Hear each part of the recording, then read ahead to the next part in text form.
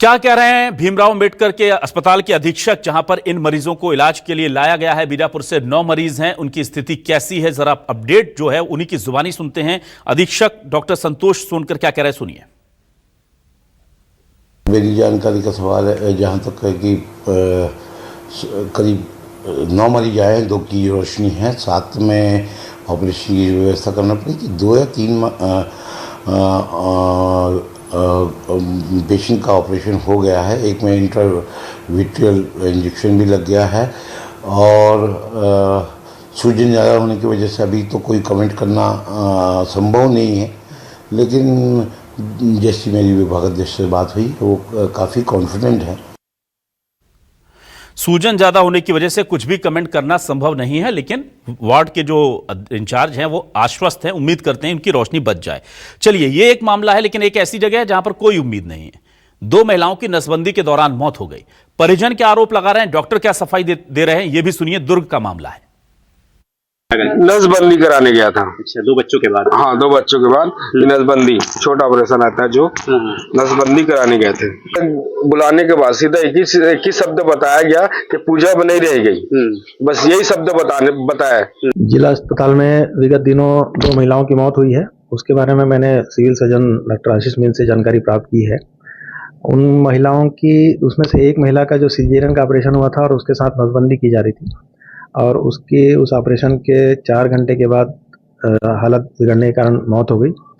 एक अन्य महिला का प्राप्त जानकारी के अनुसार पहले एमटीबी हुआ था और एमटीबी के बाद उसकी नसबंदी की जा रही थी और उसकी भी नसबंदी के उपरांत हालत बिगड़ने पे मौत हो गई।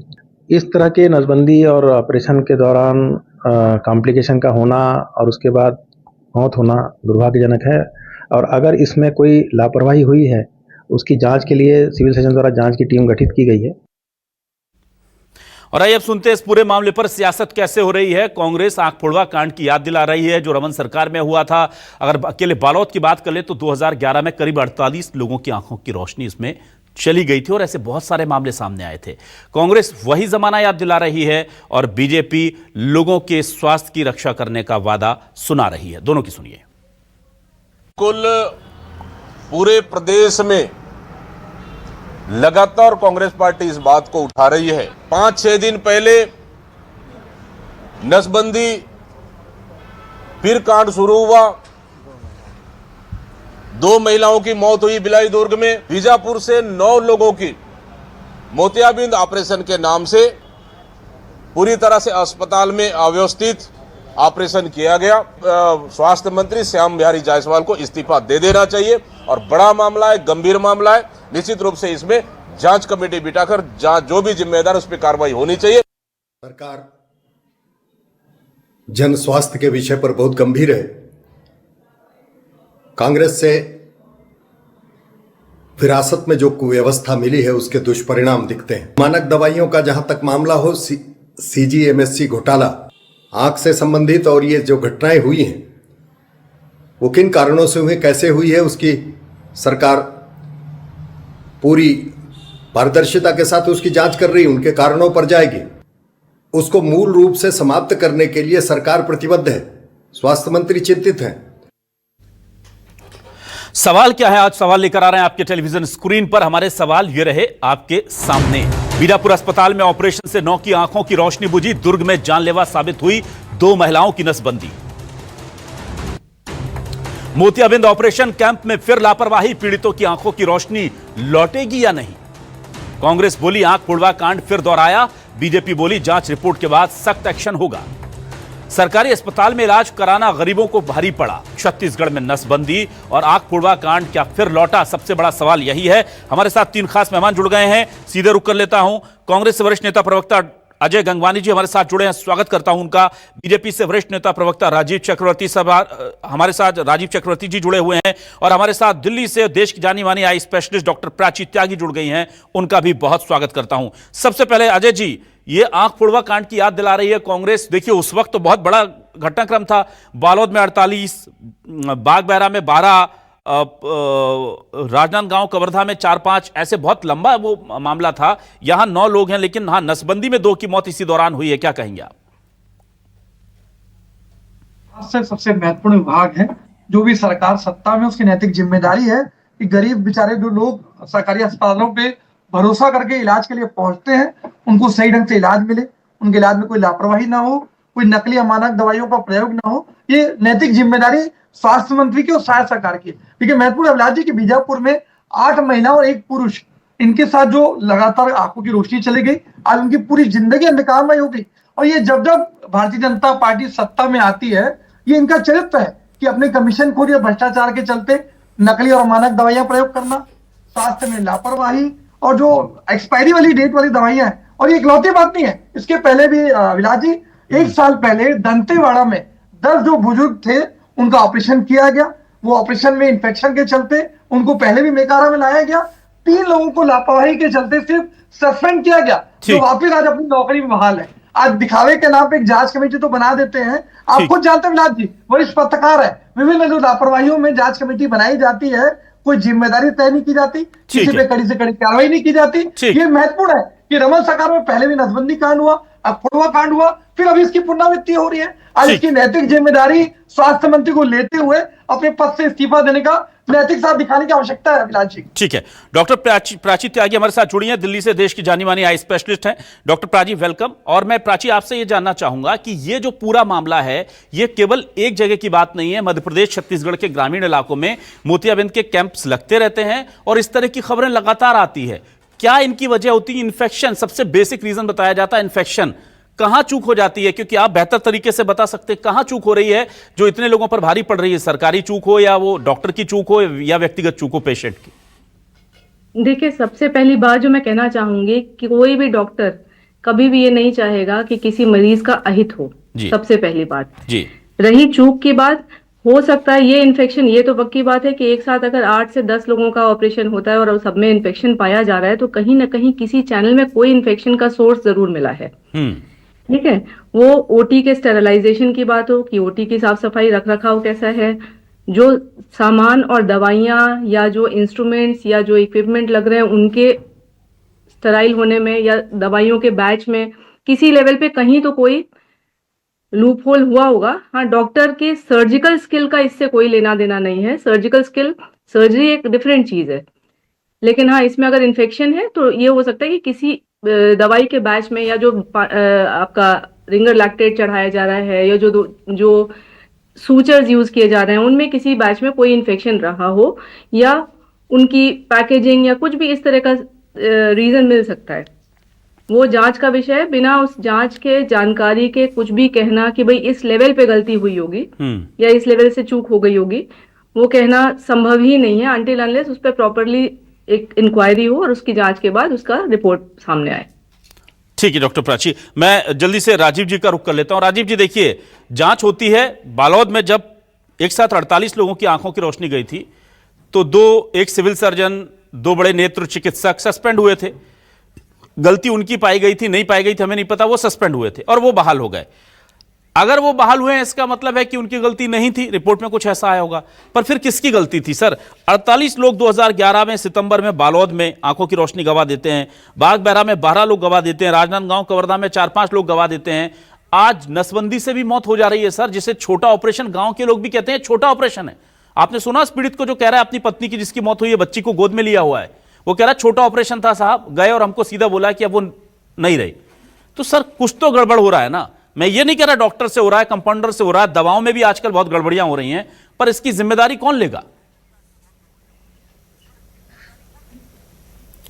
बिल्कुल जिम्मेदारी तय होती है। सबसे पहले तो अभिलाष जी मैं ये बता दूं कि जो 9000 मरीज ठीक हो जाते हैं, जो अपने रोशनी पाते हैं, या जो एमटीटी ऑपरेशन होते हैं, जो नसबंदी के ऑपरेशन होते हैं, जो परिवार नियोजन का कार्यक्रम होता है, सफल होता है, उस बात की भी चर्चा होनी चाहिए। आज ये असफल हो गई, मैं ये जरूर मानता हूं नम्रता से, अगर ताली कप्तान को तो गाली भी कप्तान को। तो अच्छी बातों को आपने रेखांकित नहीं किया। जो छत्तीसगढ़, जिस बीजापुर की आप बात कह रहे थे, कभी डायरिया, डिसेंट्री से लोगों की मौत हो जाती थी, वो 10 दिन तक पूरे दुनिया से कटा रहता था। आज वो दुनिया के सतत संपर्क में है और तमाम दूसरे शहरों के संपर्क में है और वहाँ आधुनिक चिकित्सा है, वहां पर मेडिकल कॉलेज शीघ्र खुलने वाला है। तो इस बात की भी चर्चा कर लें। ठीक है, आपने जो कहा है कि ये ऐसी क्यों हुआ है। जैसे डॉक्टर प्राची जी ने स्पष्ट कहा, और यही होता है मेडिकल साइंस में कि इन्फेक्शन कोई ना कोई हो सकता है। जो ऑपरेशन थिएटर है वहां स्टेरलाइजेशन करने में कोई, जो जीवाणु रहित करने में कोई तकलीफ हो गई हो सकता है जो स्विचर्स हो जिससे टांके लगाए जा रहे थे, या हो सकता है जो लेंस लगाए जाने थे उसके कारण से हो, तो कोई कारण हो सकता है। उसकी जांच कमेटी बैठा दी गई है और संज्ञान में आया है।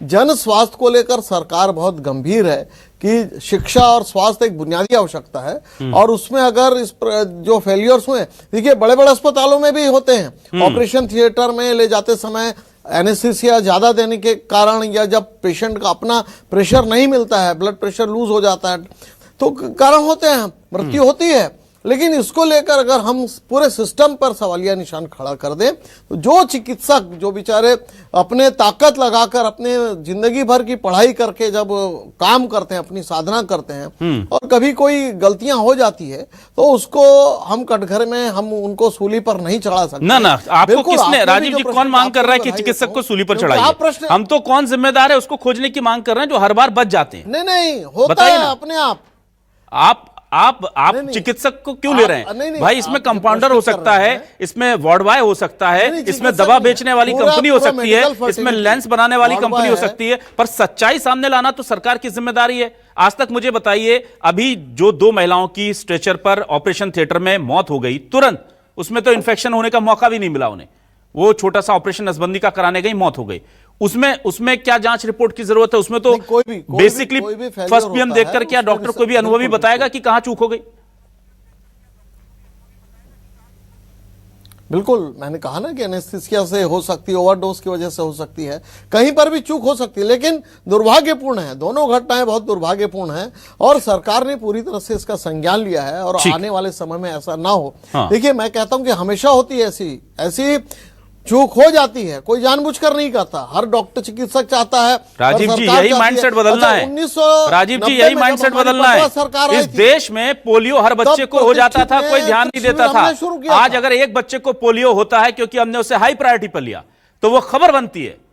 पहले आंखों के ऑपरेशन में रोशनी चली जाना आम बात होती थी, आज अगर हम खबर नहीं दिखाएंगे तो ये होता रहेगा। जो आपकी तकलीफ है ना कि होता है, इसी होते को नहीं करने के लिए हम ये महसूस करते हैं कि खबर दिखाएं, आपसे सवाल करें, प्राची जी जैसे लोगों से जानकारी लें। अच्छा किया जी, आपने संज्ञान में लाया। ठीक है, अभिलाष जी, मैं आपके सवाल पर सवाल नहीं पूछ रहा हूं जी, मैं ये कह रहा हूं कि उस घटना की जांच होनी चाहिए, जो दोषी है उस पर कार्रवाई होनी चाहिए और संज्ञान लेना चाहिए। लेकिन कारण क्या है कि इसको अगर हम बहुत ज्यादा अगर इसको हाईलाइट करते हैं, तो जो मरीज जाने वाले हैं वो भी नहीं जाते हैं। तो ये मेरा निवेदन था आपसे। ठीक है राजीव। अजय जी आपके पास आता हूं। अजय जी देखिए, जो श्रृंखला है, जैसे मैडम ने कहा, मैं अजय जी के पास आता हूं, फिर आऊंगा आपके पास। अजय जी, मैं बहुत संक्षेप में आपसे ये जानना चाहूंगा, ये घटनाएं पहले भी हुई हैं, जांच कमेटियां पहले भी बनी हैं, जांच कमेटी बनने तक कोई दिक्कत नहीं है, कोई आदमी उसमें जिम्मेदार निकलता ही नहीं है। 50 केसेस हैं, आज तक कोई एक आदमी टर्मिनेट हुआ हो सरकारी नौकरी से तो बता दीजिए, आज तक किसी दवा कंपनी पर एक्शन हुआ हो इस मामले में तो बता दीजिए। ये जांच कमेटियां करती क्या है? इसके लिए भी एक जांच कमेटी बननी चाहिए, और उस जांच कमेटी के लिए वो तय समय पर रिपोर्ट दे, ये भी उसमें एक प्रावधान होना चाहिए कि अब तक प्रदेश में कितनी जांच कमेटी बनी है और उनकी जांच कमेटी सार्वजनिक हुई कि नहीं हुई, उनकी रिपोर्ट। अभिलाष जी, बहुत अच्छा प्रश्न आपने उठाया। मैं कहीं किसी मीडिया में जानकारी में पढ़ रहा था कि शायद सरकार ने 2 साल में लगभग 130 से ज्यादा जांच कमेटियां बनाई हैं, जिनका अभी तक कोई परिणाम नहीं आया, किसी पे कोई जिम्मेदारी तय नहीं की गई, किसी पे कोई ठोस और कड़ी कार्रवाई नहीं की गई। ये जांच के नाम पे कमेटी बना के खाना पूर्ति करने का जो चरित्र है, ये किसी प्रकार से लोकतंत्र में अच्छा संकेत नहीं है। दूसरी महत्वपूर्ण बात मैं कहना चाह रहा हूं कि मेरे मित्र राजीव चक्रवर्ती जी मुद्दों को डाइवर्ट करने का प्रयास कर रहे हैं। कांग्रेस पार्टी का आरोप किसी चिकित्सक पे नहीं है, ये स्पष्ट रूप से दिखता है। अगर किसी मरीज की मौत हो रही है, उसके लिए नकली या मानक दवाइयां जिम्मेदार हो सकती है, इलाज की जो सुविधाएं होनी चाहिए उसकी कमी जिम्मेदार हो सकती है, और कभी डॉक्टर के अलावा अन्य नर्सिंग स्टाफ है या जो मेडिकल स्टाफ है उसकी लापरवाही भी हो सकती है। ये सचमुच एक जांच का विषय है। आज इस प्रकार से राजीव चक्रवर्ती जी बातों को अंडरलाइन कर रहे हैं, ये इस बात का स्पष्ट प्रमाण है कि गरीब व्यक्तियों को अच्छी स्वास्थ्य सुविधा देने की नियम नीति मंशा इनकी दिखती नहीं है। और मैं कुछ और महत्वपूर्ण उदाहरण देना चाह रहा हूँ अभिलाष जी। अभी सरकारी अस्पताल में छोटे बच्चों को 14 महीनों तक कृमि की दवाइयां दी जाती रही, और 14 महीने के बाद घोषित किया जाता है कि जो बच्चों को दवाइयां दी जा रही थी वो अमानक है और उसको रोका जाएगा। लेकिन 14 महीने तक जिन बच्चों को आपने जो अमानक दवाइयां दी उनके स्वास्थ्य का खमियाजा कौन भुगतेगा? उसके लिए क्या स्वास्थ्य मंत्रालय जिम्मेदार नहीं है? लगातार हम देख रहे हैं सरकारी अस्पतालों में जो ग्लूकोज की बोतलें चढ़ाई जा रही है, लगातार मरीजों के स्वास्थ्य में गिरावट आ रही है, फफूंद लगी और एक्सपायरी की दवाइयां दी जा रही है, paracetamol, surgical injection, glucose drip, pregnancy kit, Aldonil drip, लगातार इन पे आपत्तियां दर्ज की जा रही है कि नकली अमानक दवाइयां हो रही है। मैं पूछना चाहता हूं राजीव चक्रवर्ती से, क्यों नकली अमानक दवाइयों के खिलाफ एफआईआर क्यों नहीं हो रही है? क्यों राजनीतिक संरक्षण दिया जा रहा है? क्या कमीशन को भ्रष्टाचार के चलते राजनीतिक संरक्षण देना उचित मानते हैं? ठीक है अजय जी, अजय जी ठीक है, अजय जी ठीक है। डॉक्टर प्राची त्यागी, मैं आपके पास आता हूं। डॉक्टर प्राची त्यागी, अब जिन लोगों जो ये ऑपरेशन करा के आते हैं, मैं लार्जर एस्पेक्ट में बात करता हूं, मध्य प्रदेश छत्तीसगढ़ में हमारा चैनल करीब 10 करोड़ लोगों को सीधे टेलीविजन के तौर पर कैटर करता है और दूसरे विभिन्न माध्यमों के जरिए हमारी रीच करीब करोड़ों लोगों में है। जरा उन्हें बताइए कि जो लोग ये आंखों का छोटा ऑपरेशन समझते हैं मोतियाबिंद का, ये कराकर आते हैं तो क्या प्रिकॉशंस उन्हें लेनी चाहिए? मुझे लगता है एक बड़ी वजह यह भी होती है क्योंकि कैंप में जल्दी जल्दी ऑपरेशन करके भेज दिया जाता है, उन्हें लिटरेट नहीं किया जाता है कि 2-3 दिन क्या ध्यान रखना है आपको। अगर शुरू में ही खुजली हो रही है या कुछ दिक्कत है तो वो डॉक्टर के पास लौट कर नहीं आते, तो क्या कर सकते हैं बेहतर तरीके से, आप बता सकती हैं? देखिए, सबसे बड़ी चीज है सिर्फ ये 2-3 दिन का प्रिकॉशन नहीं लेना है, प्रिकॉशन कम से कम ऑपरेशन के 1 महीने बाद तक लेना है जी। उसके अलावा ऑपरेशन के पहले एंटीबायोटिक स्टार्ट कर देनी चाहिए ड्रॉप्स के फॉर्म में, जो जहां वो जांच कराते हैं वहां से दवाइयां दी जाती हैं कि भाई ऑपरेशन कल होना है परसों होना, उसके पहले आप दिन भर में 4 से 5 बार ये ड्रॉप डाल लेंगे जी। ऑपरेशन के बाद गंदा पानी, हाथ सफाई, पलकों की सफाई किस तरह से करनी है, कैसे दवाइयां डालनी है रेगुलर बेसिस पे।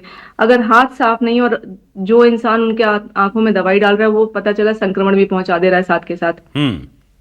इसके अलावा अगर कोई डायबिटिक पेशेंट है, बहुत बड़ा रीजन है ऑपरेशन के बाद इन्फेक्शन होने का, अगर शरीर में शुगर की शिकायत है, डायबिटीज की शिकायत है, ब्लड शुगर बढ़ा हुआ है, अनकंट्रोल्ड है, तो उस सिचुएशन में इन्फेक्शन होना बहुत पॉसिबल है। प्लस एक और चीज, गांव की बात हो रही है, गांव में एक पेशेंट का जनरल हाइजीन का लेवल, कि मरीज अपनी साफ सफाई, उनको उतनी जानकारी नहीं है, उनको उस चीज की इतनी जानकारी नहीं कि वो किस प्रकार सफाई करें, किस प्रकार अपनी देखभाल करेंगे।